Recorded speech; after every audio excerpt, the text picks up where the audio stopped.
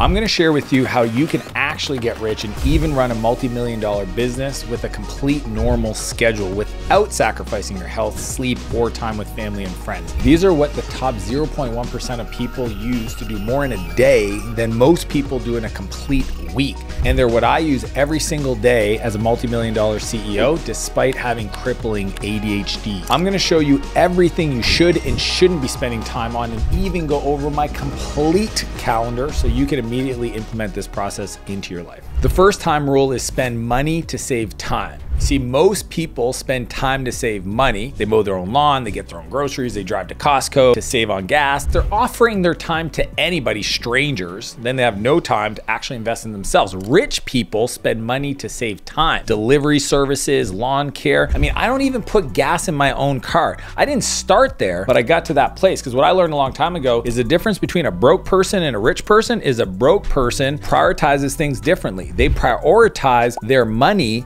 over their time. They value their money way more than they value their time, but rich people value their time more than they value money. Only spend time on activities that are gonna make you money. Either they make you better, they teach you new skills, they give you more time. The key is to reinvest that time into other money-making activities. If you're CEO, you gotta protect your time, because if you don't, people won't value it, right? So you literally have to say no to the current activities sometimes to say yes to the big dreams and goals, but it starts with first valuing your time. You'll never get a penny more than you think you deserve. And some of you, the biggest opportunity for being more productive is just putting a dollar amount on your hour. Call it $100, call it $500. Just give it a dollar amount so that when you're looking at things, you can say, is this worth it? Will I get that return? If not, you can be polite, just politely say no to create the space to become more. The second time rule is big rocks first. Now, I know you've probably heard people talk about eat that frog or productivity hacks, but I'm gonna share something that most people get wrong about all that. When I was in my 20s, I used to just sit there and write a list of things I wanted to get done, and I just kind of run through it. If I felt like doing something, I'd do it, and if I didn't, I wouldn't, and that list just kept kind of snowballing forward every day, and it never actually get done. What I changed that absolutely not only affected my ability to get stuff done, but it affected my energy, it affected my ability to be effective, is I started with the big rocks. The challenge was I was doing it completely wrong. Then one of my mentors explained the jar analogy to me. See, most people, their day is like a jar. It's a glass jar. And if you look at it and you start and you put the sand in there, you know, the little things that you got, those little micro, hey, got a second minutes, those Slack messages, those distractions, and then you put the pebbles. Those could be like some errands you got to run. You put that in the jar, then you put the bigger rocks. These could be projects you're trying to move forward. And then you got like these boulders, which are kind of like the big goals for the year, the vision for your life. And you try to stuff those in the jar. By the time you put everything else in and you stack it up, nothing fits because all this space is taken up and there's a lot of white space all around it. What he shared with me is like, you take that same jar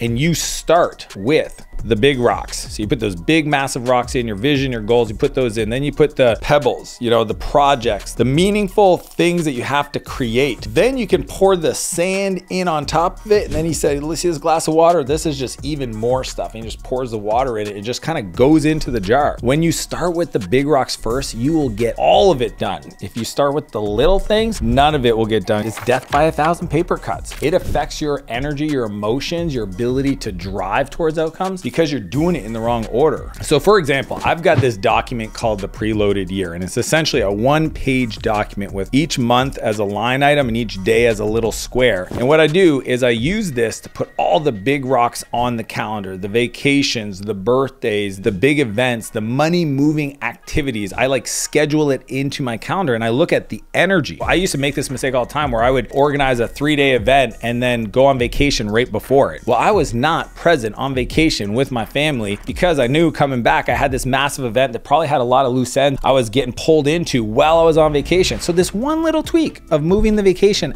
after the event changed my whole family's experience around us going away. So when I look at my life, I take all these big rocks, all these boulders, all these pebbles, and I put them into the calendar, and then all the other little things, the wake surfing with friends, events here, the concerts, etc., those go there because then I know the big important things are gonna get done. The birthdays won't get missed. There's all these things that if you don't make them a priority, they create emotional shrapnel. Emotional shrapnel is like reaction reaction, people upset at you. You got to deal with that. And you don't understand how much time that sucks up. Going in proactively, looking at my year. And here's the coolest part about doing it this way is that when the year's done, I've got this 1-pager document that I can evaluate all the things I said yes to, all the things I wanted to do, and ask myself, do I want to do those again this year? Do I want to do that snowboard trip again with those guys? Do I want to do that mountain bike trip? Do I want to take that much time off with the family? And those are real questions that you can evaluate and pull forward into the current year. I've been doing this process for over a decade, and every year is like a work of art. I'm just designing, sculpting, tweaking, editing, removing, adding stuff. It's the most energy giving activity because it's my life, and it's not by default, it's by design. And right off the bat, if you had more intentionality into your calendar, into your time, you will live a more fulfilled life. And by the way, you'll get way more done. The other benefit is it also makes it easier to say no. Because I know what everything's going on, I can just say yes or no in real time. Somebody texts me like, hey, do you want to come keynote this event? I'm like, sorry, already got a commitment. Which brings us to time rule number 3, which is no white space. I once was working with a client, and he was a very successful entrepreneur. And I remember he said to me, he goes, man, I'm like dying right now. I've got way too many meetings and I just don't know how to get my head above water.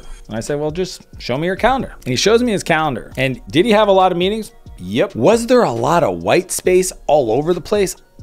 Could he take those 5-10 minute white spaces and batch a bunch of stuff together so that he got similar meetings done in a shorter period of time? Absolutely. When I saw it, I was like, that's a big no-no. So here's my strategy to compress your calendar. I need to recharge like everybody else. So you schedule your breaks, you schedule your meals, you schedule your workouts. You have to actually schedule the decompression time so that you have the energy to show up better, more focused, on point. If you don't do that, then you're always playing catch up, or you have this thing called bleed time, where you go for lunch with a friend and you just like, you're talking, you're having a blast, and next thing you know, a 60-minute lunch turns into a 2-hour catch up, and then you're playing catch up in the afternoon trying to get all your work done. So I'm a big fan of batching and blocking my time so it creates a forcing function for me to not allow bleed time. I know a lot of people right now, you're thinking, well, scheduling is gonna restrict me. I don't like that. I like the freedom. I started a business because I want freedom. I've heard freedom's the thing. The truth is that scheduling will actually set you free to be in the moment, because I know that everything I need for the next meeting, and it's scheduled and I've reviewed it, is in the calendar. I can be with the person I'm with. I can literally sit here, no worries, no concern, and no open loops, and I'm just present. The value of that is immeasurable because people feel it, and people don't buy from you for what you know, they buy from you for how they feel when they spend time with you. And for me, the ability to be here now because my calendar is dedicated and committed to is priceless. Which brings us to time rule number 4, which is optimize for energy. Everyone has different energy flows. You know, I've learned a long time with some people have morning energy. Some people, they prefer to stay up late. It actually doesn't matter which type of person you are. I think when you have what I call human alarm clocks, your life might change, and all of a sudden those late nights to 2 or 3 in the morning and those sleep-ins till 8 or 9 a.m. kind of go away because you have these little people that wake up and they're gonna come get you. But when you understand how your mind works and what parts of the day you get certain types of work done and you optimize for that, that's where the productivity comes from. There's no person, no high-level person that you've ever met that doesn't understand this and use it at the fullest degree possible. So a few things that I believe in. You don't manage your time, you manage your energy. A lot of people think about time as this constant, but the truth is like art class for me felt like time was in warp speed. Math class for me felt like time stood still. So if you even think about the energy of the type of work you do, time doesn't feel the same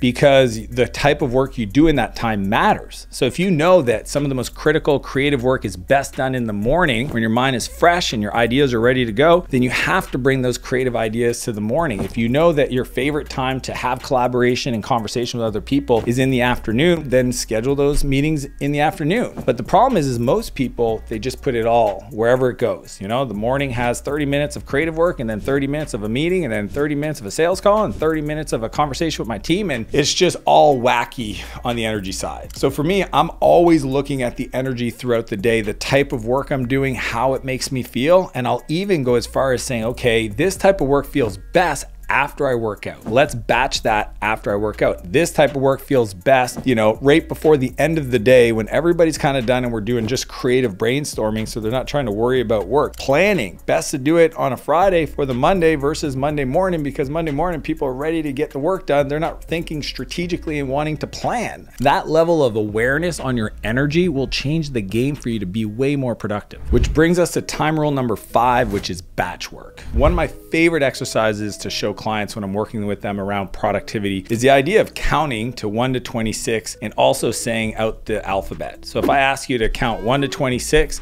and you do that, and then I say, okay, now say out loud A, B, C all the way to Z, and you do that, and I measured you to do those two things as fast as possible in order, most people could get them done in about 45 seconds to a minute. As soon as I ask you to go 1A, 2B, 3C and onward, all of a sudden the time takes 2 to 3 times more time. Most people are context switching all day long versus what I teach people is to dump all of the activities, all the projects, just dump it down on a piece of paper or in a note file on your phone, and then group similar activities together. Then we sequence them by blocking them into your calendar. So the best way to do this that most people are never taught is to dump, chunk, and sequence. So what we do in step 1 is we dump everything on our minds. When you're feeling overwhelmed, there's a lot of loose ends, just get it out of your brain onto pieces of paper. Your brain is not meant to be a storage place for information. Then what I want to do is I want to chunk those similar activities together so that I can look at it. If it's phone calls, I'll put those together. If it's meetings I'm gonna have with other people, I put those together. If it's creating content, I put that together. If it's saying no to things, I'll put all those phone calls together. What I'm doing is I'm grouping them to similar type energy and putting them together. Now, this is where sequence comes into play, where I take all those activities and I block them into my calendar in a sequence that respects my energy and has the highest probability of being absolutely awesome. So if I'm shooting content, you're better off shooting 3 videos, not 1 today, 1 tomorrow, the 1 the day after. If you're already in the zone for creating content, you've already ramped up, shoot the content. Same thing for like project management, same thing for like creative work. Look for things that are similar headspace and energy. Example would be writing,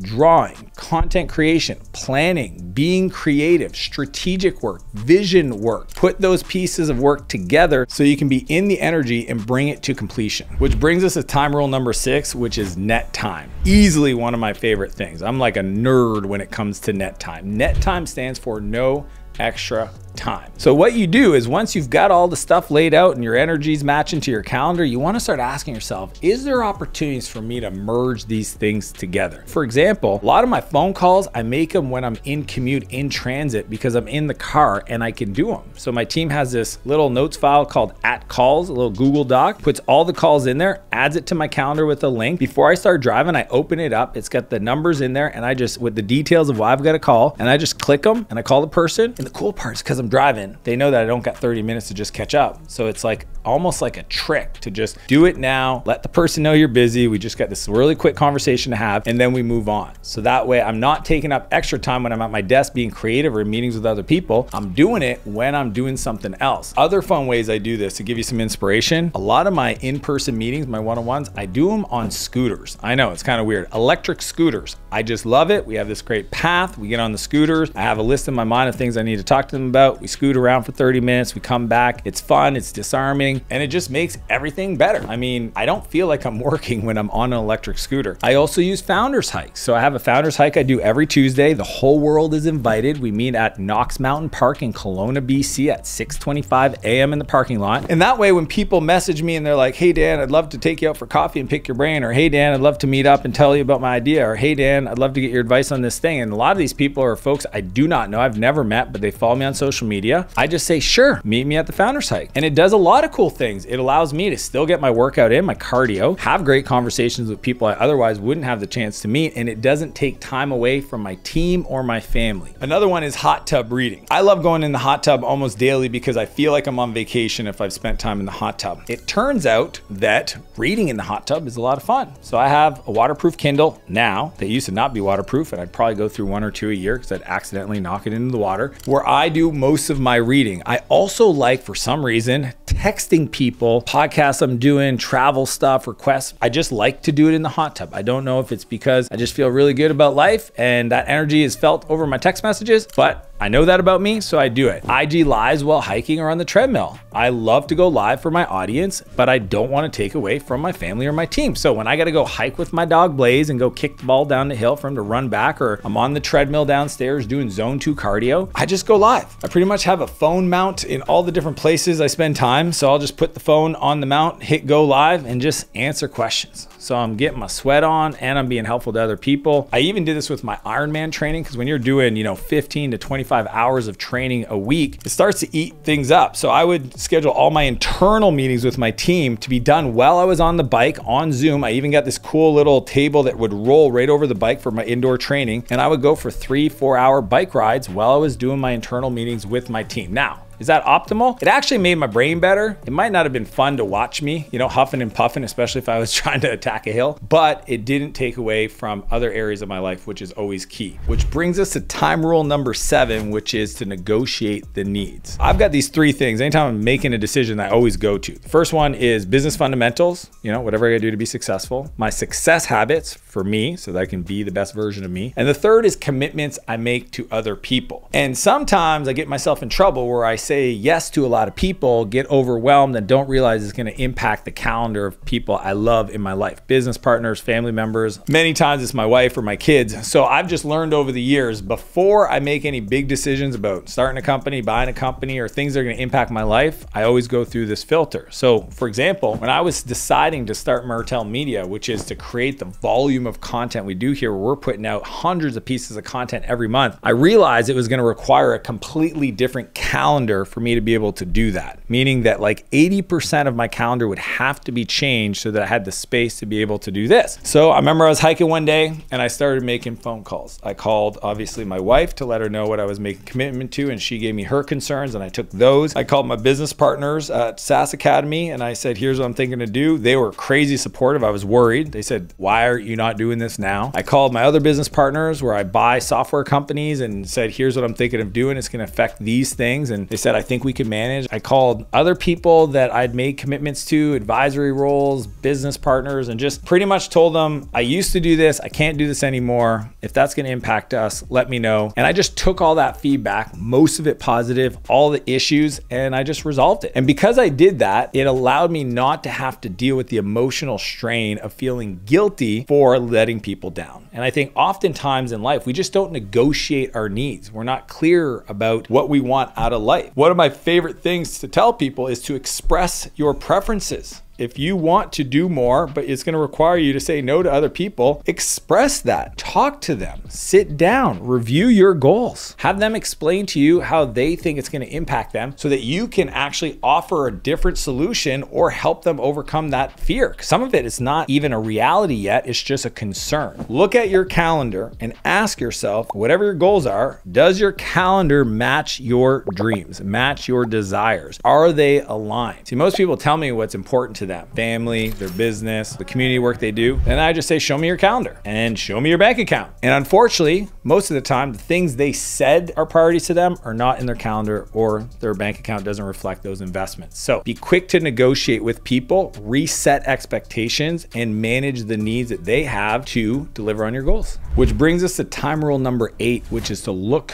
for leverage. The name of the game of being productive is leverage, because you can only do so much in an hour. So this is the equation. The output that you're able to create is your time multiplied by leverage equals the size of your output. You have the same amount of hours as Elon Musk or Jeff Bezos or Richard Branson or Mark Zuckerberg, except they have a lot more output per unit of time. Why? They have leverage, they have teams, they have capital, they have relationships, they have experience, goodwill. I remember when I moved to San Francisco after selling my first company, I met this guy named Naval Ravikant, and he introduced me to this framework that I now call the 4 C's of leverage. The first one is content. If you think of creating a standard operating procedure or a training video, you create that content once and it can be seen by a bazillion people and it takes no more of your time. Huge amount of leverage. Think about this video. I'd shoot it once to teach people stuff and everybody could watch it in the world and it wouldn't take any more of my time than the initial shooting. The second C is code. Code stands for like automation, tooling, software. There's a lot of small businesses, a lot of individuals that don't have the tools for productivity. They don't have a way to capture information. They don't use tools like a Notion or an Asana for project management. They don't have a CRM system for their business so they can track their customers and what they've bought and what they've said to them. Some people are still sending around faxes instead of using Slack for communication. Think about code as opportunities to automate or build tools to manage workflows for moving information and projects forward. The third C is capital.